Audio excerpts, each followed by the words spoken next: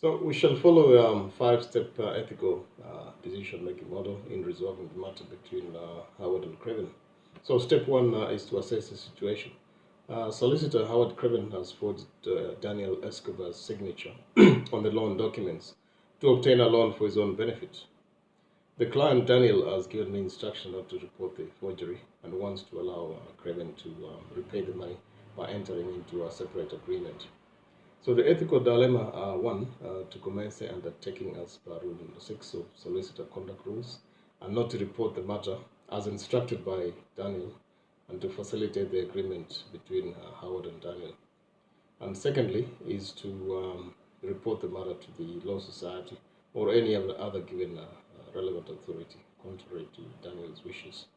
So step two is about values. So there are four main values, which is respect, fairness, um, life, respect for life, sorry, justice, fairness, and covenantal integrity.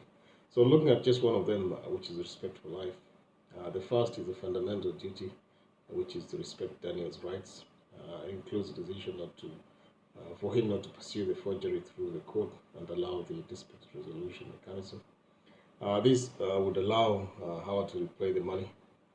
And of course, one of Daniel's concerns is Howard's potential loss for his career and the effect of his family.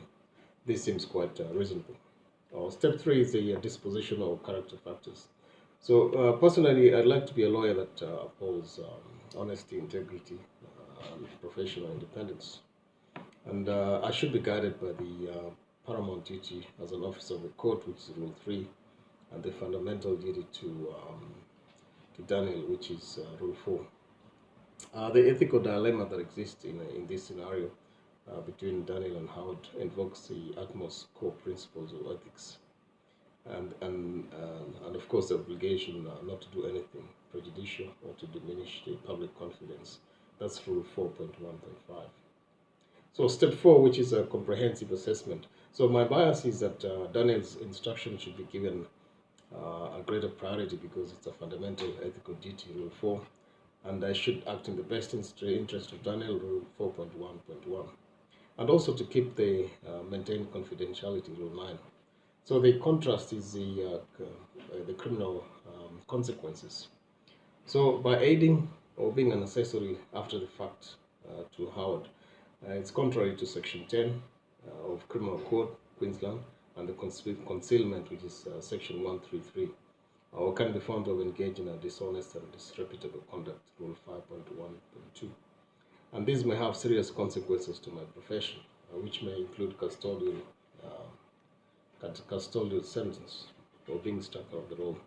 The key exception is to avoid the probable commission of an offense or serious criminal offense, which is Section 9.2.4.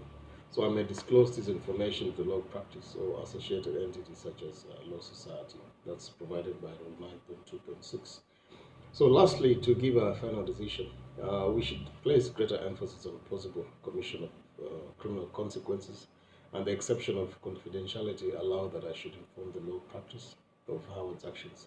If Daniel insists on representing him or the law practice is not discharged, the law practice should terminate its engagement as per Rule 13.1.3 and give us a reasonable notice. That is as per Section 13.1.3. Thank you.